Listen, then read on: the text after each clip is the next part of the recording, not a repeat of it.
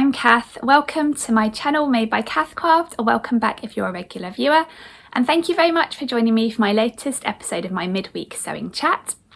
So I really like doing these chatty videos midweek where I share what I'm getting up to on the sewing front and my latest projects. I usually film these videos on a Tuesday and then post them on YouTube on a Wednesday. But today I'm actually filming on Monday because I've got a really busy Tuesday tomorrow, but I still wanted to fit this video in, so I thought I'd bring it one day forward. And I've still got quite a few things to share with you. I've definitely progressed a few things since my last midweek sewing chat from last week. So yeah, I'm looking forward to sharing what I've been up to on the sewing front over the last week with you. But as usual, I thought I'd start this video with what I'm wearing. And today is a really beautiful sunny day here. The sky is blue. It's actually feeling quite warm already. I've just got back from the school run and I was able to do the school run in just my outfit today, which is quite a lightweight viscose dress and a pair of leggings and a light denim jacket on top, which is quite nice because I think even just a week ago I was still wearing my big furry winter coat. So it's lovely to have some slightly warm weather. And today I am wearing an older make, and this is a dress I made using this pattern here, which is the Stevie top and tunic pattern by Tilly and the Buttons. So it's one of Tilly and the Buttons' older patterns, and it's one of her patterns for beginners, and I made it quite early when I started sewing, and this is the first version I made actually, but I still love to wear it. So I'll show you the line drawings of the Stevie. It's a really nice woven top and tunic pattern. It's got quite a boxy straight fit and grown on sleeves, and it's got this back yoke here, and then you can either secure it at the back, there's a little opening here so you can get it over your head, and you can secure it either with a little tie or with a little button and a rouleau loop. And it's got quite a straight fit to it, and you can either make it sort of as a top that falls just around your hip length or a tunic that comes somewhere above your knees. So yeah, it's a really nice simple one, and I really enjoyed trying it when I first was quite early in sewing. I actually think when I saw this pattern originally I didn't think it was for me. I thought it was a bit too boxy and straight, but since I've started making it I really enjoy wearing my Stevies, and I've got a couple of tops and a couple of tunics too. And today I'm wearing one of the tunics, like a dress length version, and I made it in this really pretty viscose fabric. I think this pattern, the Stevie, is designed for light to medium weight fabrics, and I think it works really well in a viscose because it's got a bit of a drape, so it doesn't look as boxy, I think. But the viscose I made it in is a Dashwood Studio viscose, and it's really pretty. It's got this navy base and then lots of different splodges in different colours on it, purples, whites and blues. And I actually had a bit of a nightmare sewing this one, I remember at the time. I think I'd sewed this one before I discovered Microtex needles. And so I ended up sewing it with a kind of standard needle, quite a fine one still, but the fabric snagged in quite a lot of places and I was a bit disappointed at the time. And since I discovered Microtex needles, I've always used those on viscose and I find they work a lot better. They're a lot sharper. I do find that helps with the snagging a lot, but this one has got quite a few snags around the place on it, particularly on like the shoulder seams and things, but you can't see unless you look really close, and I still really like it, even though I know those snags are there. And it's also actually, this one is not my most beautifully finished garment ever either, because I made this before I had an overlocker, so I zigzagged all the seams. They're still okay and they are holding, but they're definitely not as neat as my more recent garments I've made. But yeah, I still really like it. I love it in this drapey viscose fabric. And I made a size 2. In terms of sizing, the Stevie now goes from a UK size 6 to a size 24, and the largest size is for bust of 48 inches. And I made the size 2, which is the equivalent of the UK size 8. And that is designed for a bust of 32 inches, waist 26 inches and hips 35 inches. And I'm bust 32, waist 26, hips 36, which is so the hips on this size 2 are slightly smaller than my hips.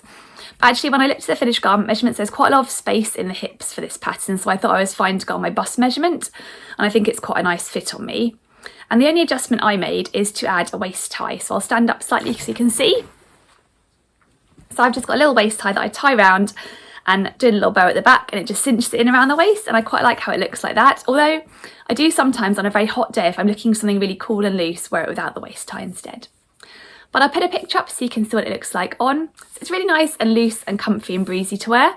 And if it gets warmer later, I might take off my leggings and just wear it with bare legs, but that might be a bit optimistic. So that's what I'm wearing today, the Stevie tunic. And now I'll update you on how I've been getting with my latest sewing projects. And the first thing I wanted to share is that I finished my Fibre Mood ermine blouse. So I've got that to share with you. I'll just recap on the blouse. It is from this magazine here, Fibre Mood magazine 16. It's the first Fibre Mood magazine I've bought, and I'm really enjoying sewing some patterns from it. And the ermine blouse I've just finished is the second pattern I've made from it, and I'll show you the line drawings just so you can see what it looks like. Here it is. It's quite a pretty blouse pattern with this lovely sort of triangular yoke at the front with gathering underneath, and then it's got a button placket. It's got a round neck that's finished with bias binding, and then a sort of a slim fit sleeve that's just finished at the end with a cuff, and it's designed to be quite a loose fit blouse. And I've been making mine in some fabric that was gifted to me by Minerva in exchange for a blog post, and that blog post is now live on the Minerva site, so I'll link it down below. And in that blog post I talk through details like the sizing I went for and adjustments I made and how I found the blouse pattern. So all the details are in that, but I'll show you the finished blouse now. Just got it here. Excuse me. So here is my finished ermine blouse.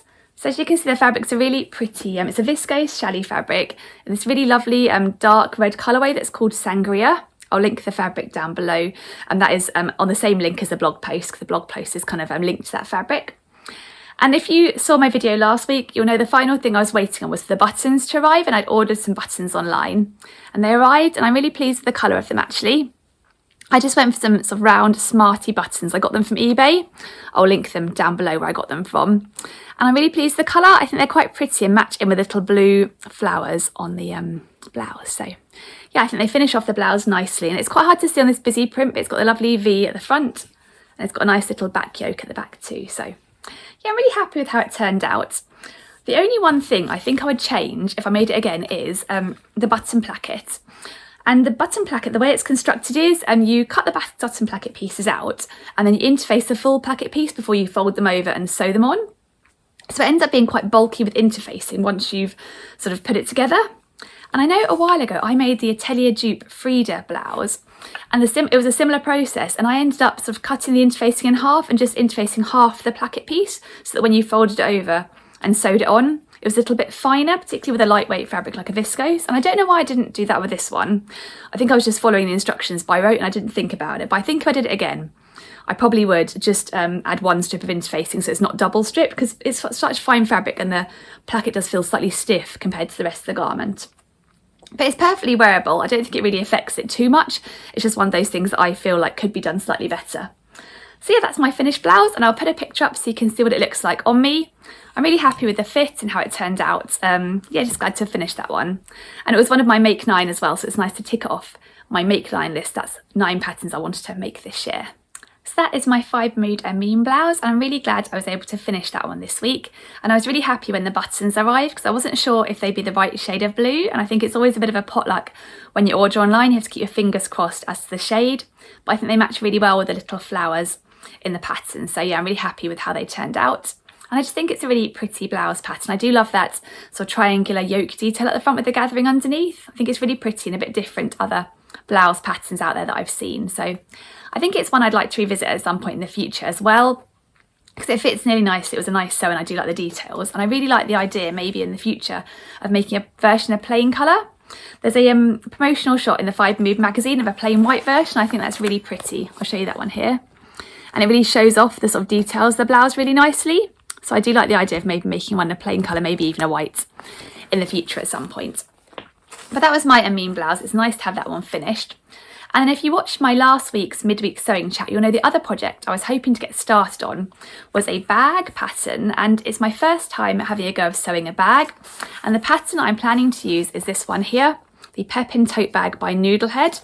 And I've heard good things about the Noodlehead patterns, and this is one of their sort of more basic beginner patterns, so I thought it would be a good one to start with. So if you saw my last week's video, you know I cut out all the pattern pieces and I was getting ready to sew. And I have made a bit of progress, but not as much as I was hoping for. So I'll show you what I've done so far. Where's my bag piece? So I got all the pieces cut out and interfaced, and so far I've attached a pocket to the front of my bag, and looking on screen you can't really see the pocket, which is good because I was trying to pattern match it. I'll hold it up close so you can see. On here I've got a pocket at the front for the exterior of the bag, and yeah, I took a bit of time pattern matching that so it fits in nicely on the bag front. And the fabric I'm using, in case you didn't watch last week, is a Rifle Paper Co. Canvas linen mixed fabric, and I think it's described as being good for bag making amongst other things. And I thought it was really pretty, and with a navy base I thought it would go with quite a lot of things that I wear, so I can match it in. So I've started this. I've also started sort of sewing together a few of the inside pieces, but I've sort of stopped now because I had an issue with the snaps. So on the front pocket here you can optionally add on little snaps so it can attach to the main fabric. And I thought, while I'm making this bag, I wanted to try all the techniques in the bag, so I wanted to do all the bits and learn as much as I can along the journey. So I got some snaps to use to attach onto here. I got these snaps here. They are hemline heavy duty snaps, just in a sort of silver colour that I thought would go quite well with the bag. And I thought I'd have a go of them on some scrap fabric, and I haven't got on with them very well, I must be honest. It's got details of how you attach them on the back, and you need a hammer. And I just haven't been able to get it all to sit together nicely with the hammer and for it all to kind of come together. So I've decided for now to shelve these snaps. I might have another go of them in the future, but for this bag, so I don't want to wreck it when I start using the proper fabric, I've actually ended up ordering some prim snaps instead, and they're slightly less heavy duty than the hemline ones, but I just want something that's going to work and not wreck the fabric, and I don't think I need it to be a super heavy duty pocket. It's just one little small external pocket. So I have ordered some prim snaps now, and I'll link them down below, the ones I've ordered, in case you fancy checking them out. But I can use my Prim Vario pliers to attach those, and I find the Vario pliers work really well for attaching things like snaps, and I've got some experience of that. So I thought it'd be worth getting those, and then I know I can start work on attaching the snap onto here and not risk wrecking the fabric or sort of putting on a snap that ends up damaged by me not being very good with a hammer. So this project's on a little bit of a pause, which is a shame because I was really enjoying getting started on it. But I want to make sure I do a proper job of it, so I'll wait till those snaps arrive, and hopefully I'll be able to update you on further progress in another video soon. So since I've had to put my Pepin tote bag aside for now and wait for those snaps to arrive, I've decided to get started on another sewing project, and it's one I've been putting off for quite a long time. So I think it might be a little bit of a blessing in disguise actually that I've had to put my Pepin tote bag aside, because it's forced me to finally get started on something that I've been putting off. And this is a sewing project for a garment I would really like to have in my wardrobe, so I do really want to sew it, but I have been putting it off for a couple of reasons, which I'll mention in a moment. But the pattern I'd like to sew up is this one here. It is the Kelly Anorak by Closet Core Patterns. And I could really do with a sort of mid-weight jacket in my wardrobe. I've got a couple of thick cosy coats that I wear in the winter, and I've got a couple of lightweight jackets that are perfect for summer. But we do get a lot of transitional sort of in-betweeny weather here in the UK. And I'm often finding myself thinking I could really do with some sort of anorak that's not super thick but not super thin, like a pop-on in that in-between weather. And I've sort of tried on some in the shops, and I never find they fit very well. I often find they come up a bit short on the sleeve, or a bit too tight around the arms, or a bit high on the waist. So I really like the idea of being able to make one for myself that fits just right. And I really like the look of the Kelly Anorak. I'll show you the line drawings on the front of the pattern envelope so you can see what they look like. So it's quite a classic style anorak, quite a straight fit. You can make it either with a hood or with a stand-up collar, and I'd like to make the hooded version. You can add a drawstring casing around the waist to sort of cinch it in, and then it's got these gusseted flat pockets, which I think are kind of an interesting feature and make it a little bit sort of special. And then it's got this sort of flap at the back, a classic anorak flap, and then the front here it's got a placket and it's got a zip inside, and then you add on snaps on the front. So quite a lot of interesting details to it, and the sort of standard anorak pattern is designed to be unlined. But you can purchase a lining expansion pack, and that is what I've done because I'd like to make a lined version. And that comes with loads of extra pattern pieces and a sort of full set of instructions to include how to line it. So there's loads of information on this Kelly Anorak, so I thought it'd be a good one to try, and I'd hopefully learn a few skills along the way by trying it too. The only downside of this pattern is it's not yet available in Closet Core's full size range. So a lot of Closet Core patterns have a 0 to 20 size range, and then a 14 to 32 size range, which takes up to a really inclusive large size range. But the Kelly Anorak at the moment is only available in their 0 to 20 size range, which takes up to a bust of 46 inches. So I don't know at some point whether they're going to expand it, but yeah, it's only available in the smaller size range at the moment. But yeah, I've had the whole lot of fabric and patterns and everything for ages. I've got a really nice navy blue Ventana cotton twill by Robert Kaufman that I want to use for the outer fabric.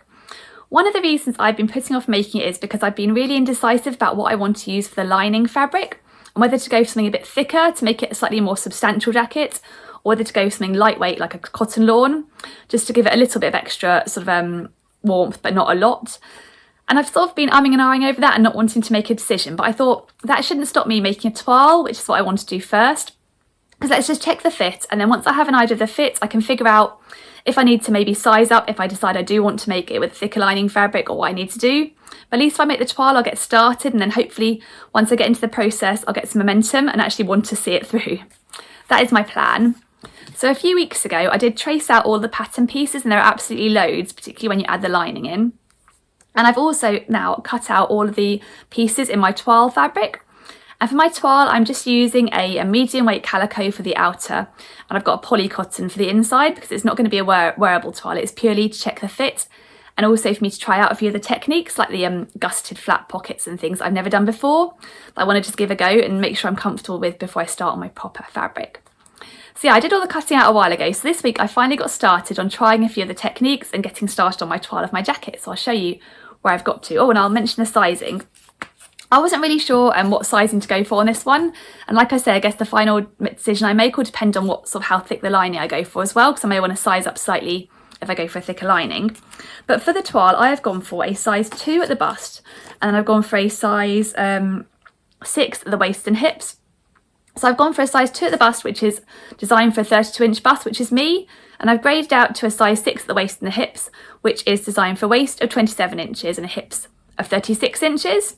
So I just thought I'd pretty much go for my measurements, and yeah, I guess my waist measurement is actually a size 4, but I thought, well, I'll just grade straight out, and it doesn't really matter if there's a bit of an extra room in the waist, just to make it a bit more simple. So I've basically gone with my measurement. I'm going to see how it turns out and then tweak from there. And I haven't lengthened the sleeves or anything. I'm just going to do it straight as per the pattern intended, and then figure out all the adjustments once I've got my toile, which is never going to be wearable anyway. So let me show you my toile of the Kelly anorak, and I've actually really been enjoying sewing this toile. It's been really nice to try out some of the techniques that I'll be using on the final jacket without too much pressure, because I know it's only a practice run. And so I've been working on the main body of the jacket. So this is the outer layer in the calico, and so far I've attached the main body to the yoke, and I've done flat felled seams along the front here. And I guess I didn't need to do flat felled seams because it's just a toile, but I thought I may as well practice them. I have done them a few times before, but I thought there's no harm in having another practice and making sure I'm just really happy with the finish before I move on to the main jacket. And on the back, I've got the little anorak flap, which was fun to put in and came together really nicely. And then I've done the side seams as well, and I flat felled them too. And the main thing I've been working on, which is quite a lot of fun actually, was on adding the gusseted flap pockets, which I think are a really nice feature of this coat. And I was a bit nervous actually about doing them because I thought they might be quite complicated. But actually the closet core instructions are really good, and they came together really nicely, and they're actually a lot of fun to sew. So here is one of my gusseted flap pockets. Here's a flap on the front, and it's got a snap on it. And I'll put my hand in and show you how it kind of works. It's sort of got this nice 3D pocket then pops out, which I think is a really nice feature, adding a bit more roominess and also just an extra depth to the general anorak and a bit of a nice detail. And you kind of top stitch around the front, so it ends up like a really sharp finish. Yes, it's just really fun thing to try actually. And like I mentioned, the closet core instructions are really good, so the pocket came together really well, and they just add this snap.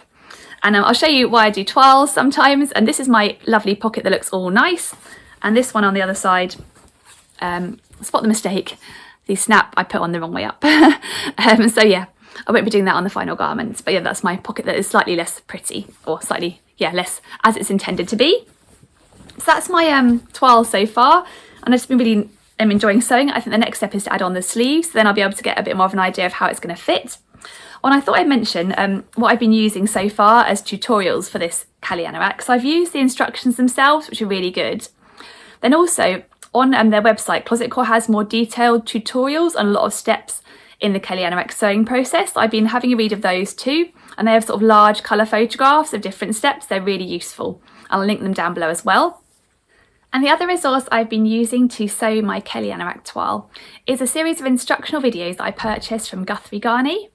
So Guthrie Ghani, as you'll probably know, release their Sewing Society kits every month. And a while ago they did a Kelly anorak Sewing Society kit. And generally when they release their kits, they send you the pattern and all the fabric and notions you need to make the pattern up. But they also include some instructional videos by Lauren, where she takes you through some of the more technical elements of the sewing pattern and also adds in some of her hints and tips for getting the best finished garment. And I knew she'd released one of these series of videos for the Kelly anorak with that kit. And you can actually buy those videos on the Guthrie Ghani website without buying the whole kit, just so you gain access to these YouTube videos that take you through some of the trickier elements of the Kelly anorak. And I'd heard really good things about her hints and tips videos, so I decided to give them a go. It's the first time I've tried them, and I've been finding them really useful actually. And one thing I found particularly useful in the videos, I haven't watched all of them so far, I've just watched up to the point I've got to on the toile, is for these gusseted flat pockets, this snap on the front. If you follow Closet Core's instructions, it's designed to be purely aesthetic, so it's not like a working snap, it just is designed to look pretty on the pocket. But Lauren shows you a way in her videos of actually making it into a working snap and how you can put it on so it will stay secure and you can use it so you can actually snap the pocket shut. And I had a go of doing that on my toile and I found it really good, and I think I'm going to use it on my main coat as well when I make it, because I quite like the idea that they actually will work, these snaps, and they'll actually be useful as well as pretty.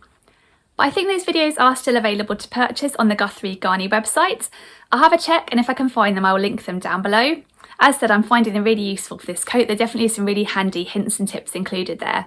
So I'm glad I've got those. I guess I'm just trying to kind of take it slowly, absorb all the information I can about the pattern and make sure I get the best finish, so that when I come to making my popper jacket, it'll be something that I can make that I'll get lots of wear out of, hopefully for a lot of years to come.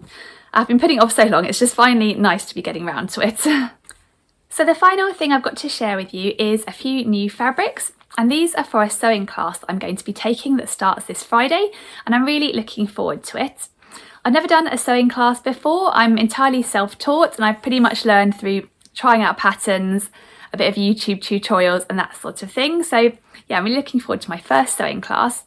And the reason I'm doing this class is because we have a local sewing studio that's quite close to me, which is Satisfaction, which you may have heard of. I'm very lucky to live near it. And a friend of mine has done a couple of courses there herself and really enjoyed them. And she said to me, did I fancy joining her for this one? And I had a look and thought, yes, that is definitely up my street. I'd really like to try it. And it is a 2-day class and it's called Introduction to Quilting. And quilting is an entirely new skill for me that I've been sort of admiring for a long time on Instagram. I follow a few accounts who make lovely quilts. And I've always thought it's something I'd like to give a try, but I've never really taken the plunge. And I thought a 2-day class that teaches me the basics might be a really great way to start and see if I like it and see how I get on. So yeah, it should be a lot of fun going with my friend this Friday, next Friday. Hopefully we'll learn a lot. And I think at the end of the course we'll have learnt to make our own little mini lap quilt. So yeah, a little small quilt, which I think will be really cute. So for the course we need to bring along 4 fat quarters and 2 long quarters and some matching thread. And I know what fat quarters are, but I had to look up what long quarters are. That's new terminology for me. So yeah, I've learned something there already, and I've got my long quarters and fat quarters all ready now to take along on Friday. And I'm going to make a lap quilt for my daughter because I thought if I made one in sort of fabrics and colours she likes, she'd be able to use it in her creative play with her teddies and dolls, and maybe use it as a little picnic blanket or a duvet or something along those lines. It'll be a nice size for her to use. So I found some really lovely fat quarters on the Higgs & Higgs website that I think will be right up her street, and they came in a set of 6, so I guess I need to choose 4 that I can kind of mix and match to put on the quilt. They'll look nice together. But these are they. They come in 2 different designs. There are 3 heart prints in this pretty pink colour, and then in a white, and then in a sort of pale sort of baby blue. And then the thing I thought would really tickle her is there are 3 unicorn print ones too. This is a pink backed unicorn print, and then there's a sort of white backed unicorn print, and then a sort of grey blue backed unicorn print too.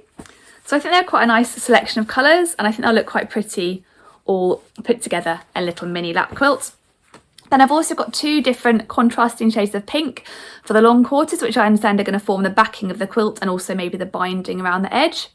I don't know where they've gone. I need to find them ahead of Friday. They are somewhere in the house. I bought those from a local shop. Once I'd ordered these online, they'd arrived.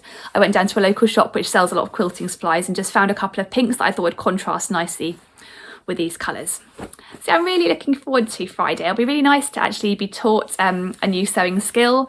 And I know the Satisfaction studio is really lovely. I've visited it a couple of times just to buy fabric. It's really lovely there, such a nice atmosphere. So I'm really looking forward to a day of learning about sewing, drinking a couple of cups of tea, and yeah, learning a new skill. So I'll be able to share with you how I got on my first day when I film my video next week. So I think that's everything I've got to share in today's video. So thank you very much for joining me for another episode of my midweek chat. And if you've enjoyed this video, I would love it if you would give it a thumbs up. But I better head off now. The food shop is due to arrive shortly, so I'll need to sort that out.